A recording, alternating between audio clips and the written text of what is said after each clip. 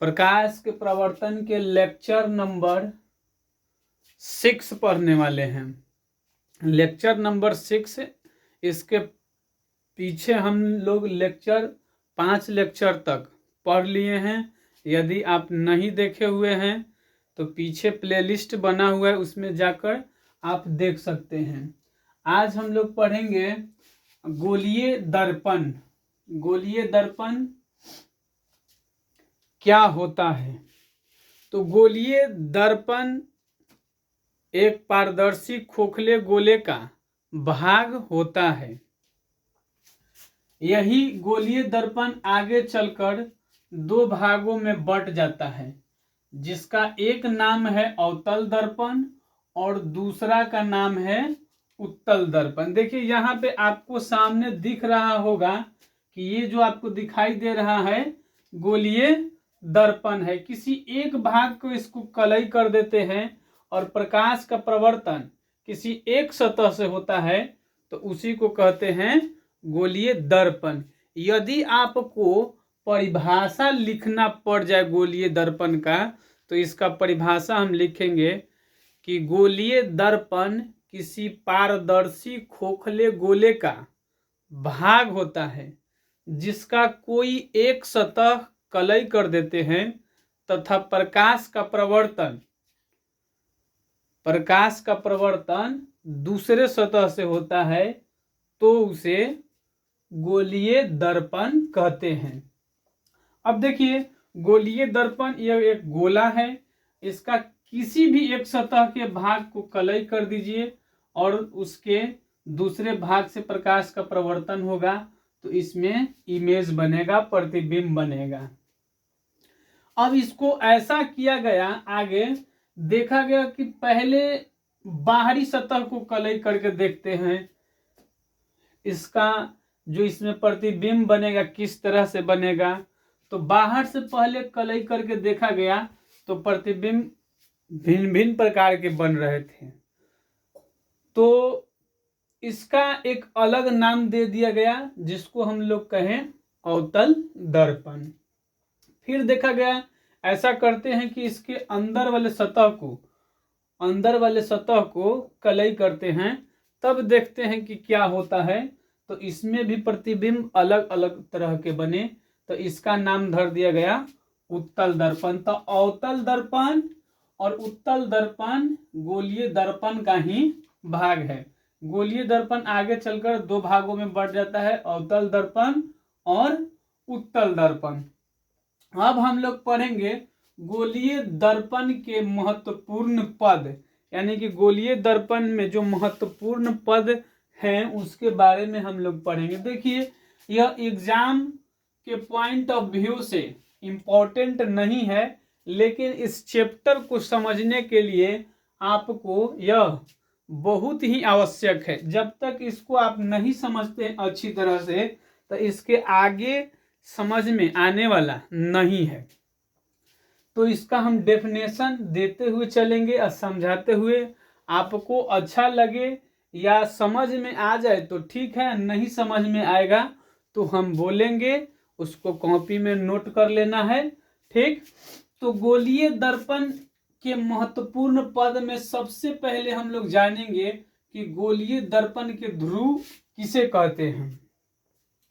गोलीय दर्पण के ध्रुव, देखिए जब भी हम बोलेंगे गोलीय दर्पण तो आपको समझना है कि अवतल दर्पण और उत्तल दर्पण दोनों ही समझना है, ना कि केवल गोलीय दर्पण। तो गोलीय दर्पण का परिभाषा होगा कि गोलीय दर्पण के मध्य भाग को, गोलीय दर्पण के मध्य भाग को दर्पण का ध्रुव कहते हैं। देखिए इधर इसको देखिए हम बनाते हैं इसका डायग्राम।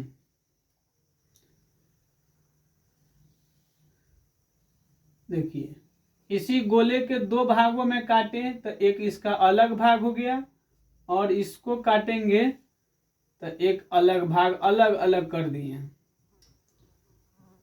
देखिए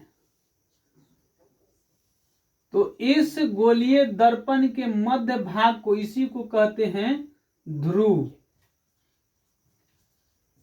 इसका यहाँ पे हो जाएगा ध्रुव।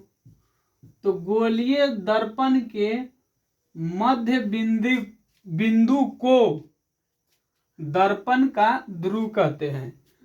ठीक, या अवतल दर्पण का ध्रुव समझ लीजिए या उत्तल दर्पण का ध्रुव, दोनों का ध्रुव मध्य में ही होता है।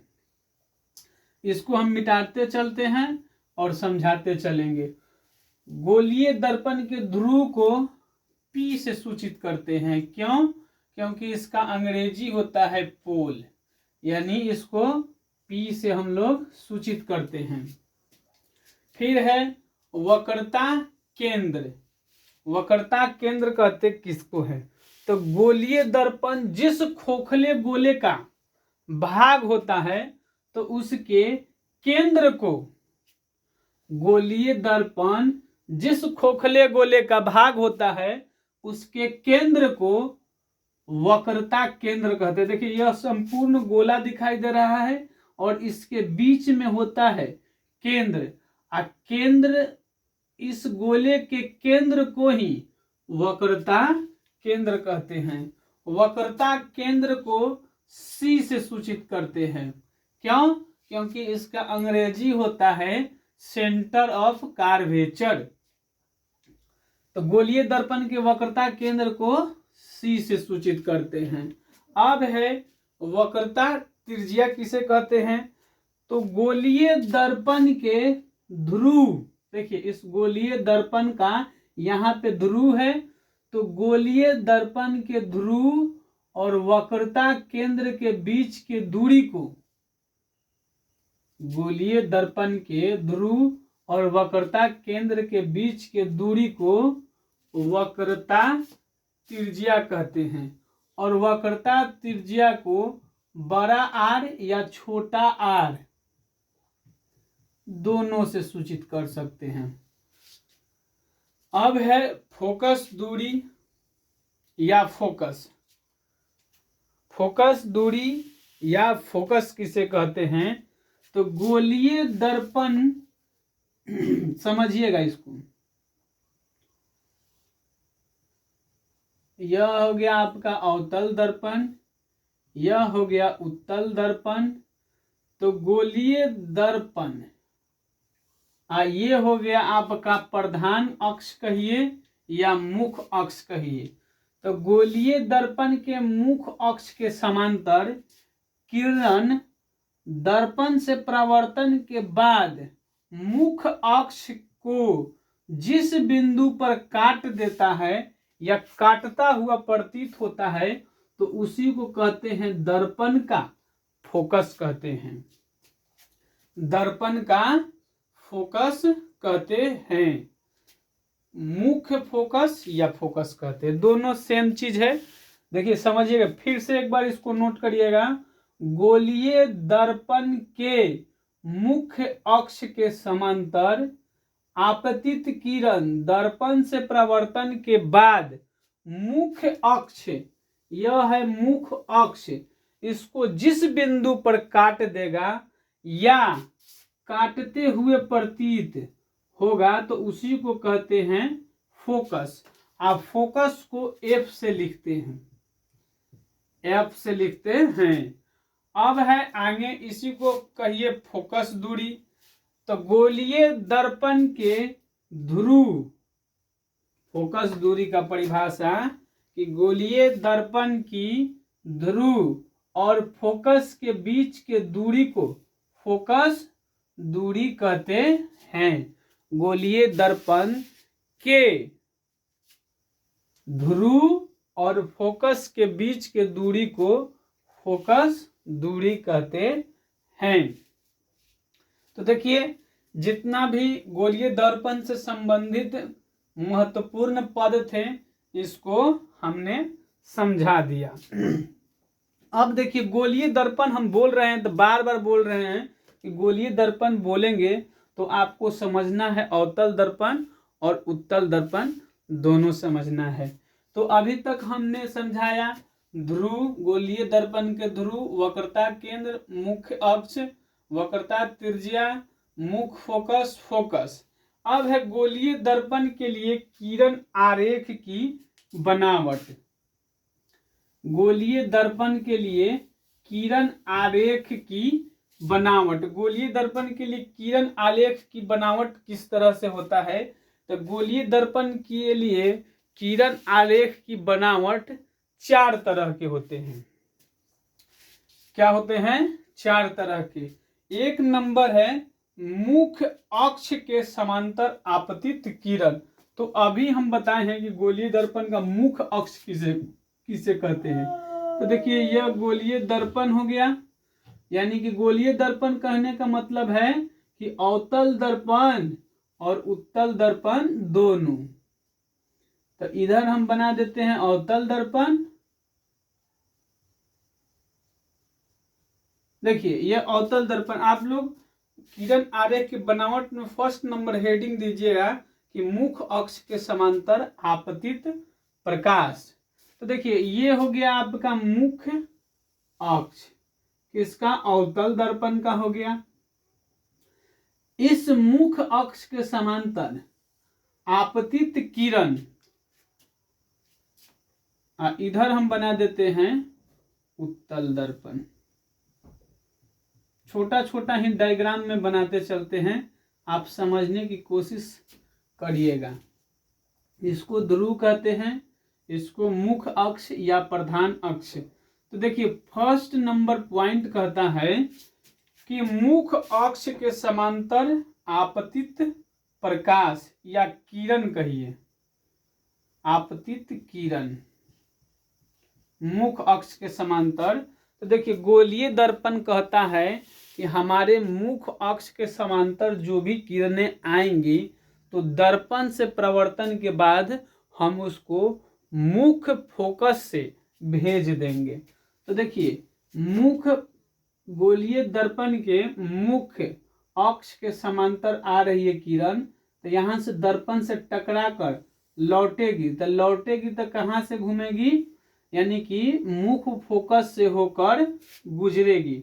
अब देखिए यहाँ पे ये उत्तल दर्पण है, तो यहाँ पर गुजरते हुए प्रतीत होगी।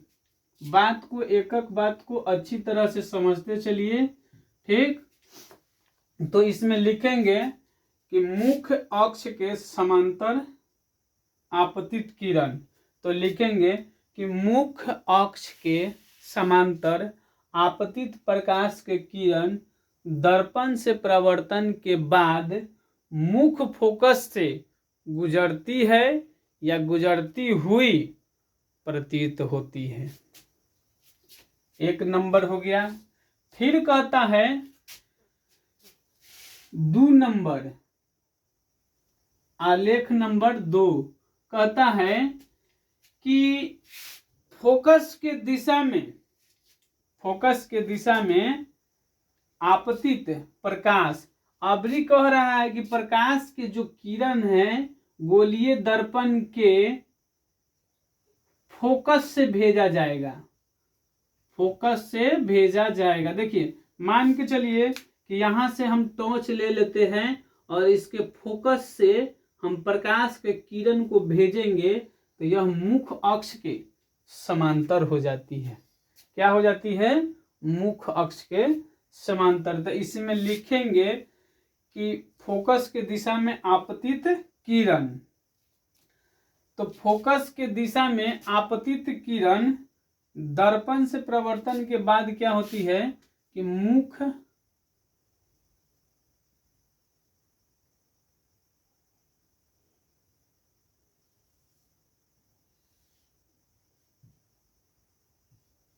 देखिए अबरी जो प्रकाश के जो किरण हैं भेज रहे हैं फोकस से, तो फोकस से भेजेंगे तो मुख्य अक्ष के समांतर हो जाएगा।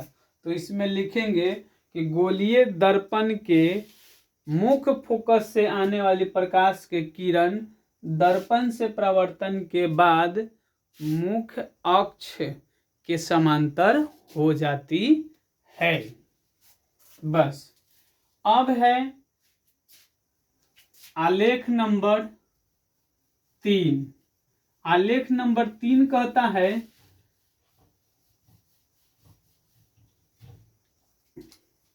देखिए पहले हम दर्पण बना लेते हैं, अवतल दर्पण और उत्तल दर्पण। ये हो गया आपका अवतल दर्पण और ये हो गया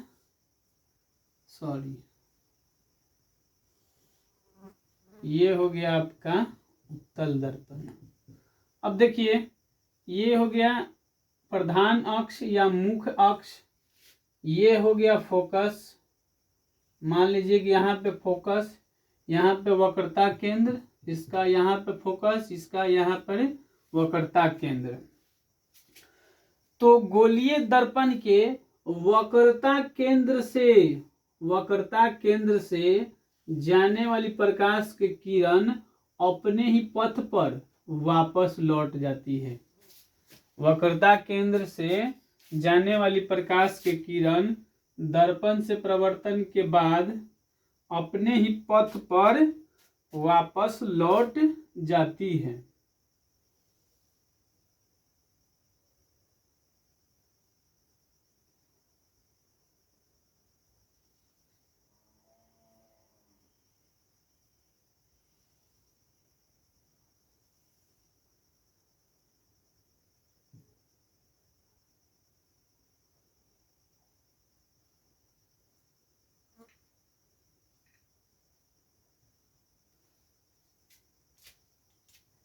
ये हो गया उत्तल दर्पण, ये हो गया अवतल दर्पण।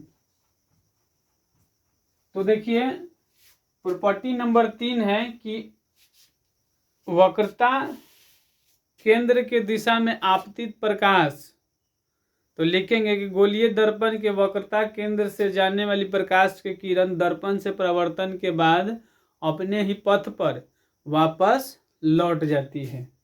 फिर है दर्पण के ध्रुव। देखिए ये हो गया दर्पण और यहाँ पे है दर्पण का ध्रुव। तो ध्रुव के दिशा में आपतित किरण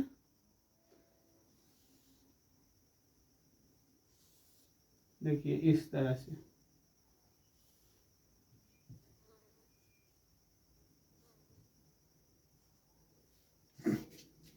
देखिए ध्रुव के दिशा में चौथा नंबर प्रॉपर्टी है कि ध्रुव के दिशा में आपतित किरण, तो ध्रुव के दिशा में आपतित किरण दर्पण से प्रवर्तन के बाद अपने ही माध्यम में लौट जाती है। कैसे प्रवर्तित हो जाती है? अपने ही प्रवर्तन के नियम के पालन करते हुए अपने ही माध्यम में लौट जाती है। और इस स्थिति में आपतन कोण और प्रवर्तन कोण क्या हो जाता है? बराबर हो जाता है। तो ये 4 प्रॉपर्टी थे, चारों हमने पढ़ा दिए हैं। फिर हम मिलते हैं नेक्स्ट क्लास में। यदि हमारा वीडियो अच्छा लगा हो तो चैनल को सब्सक्राइब और वीडियो को लाइक करिएगा।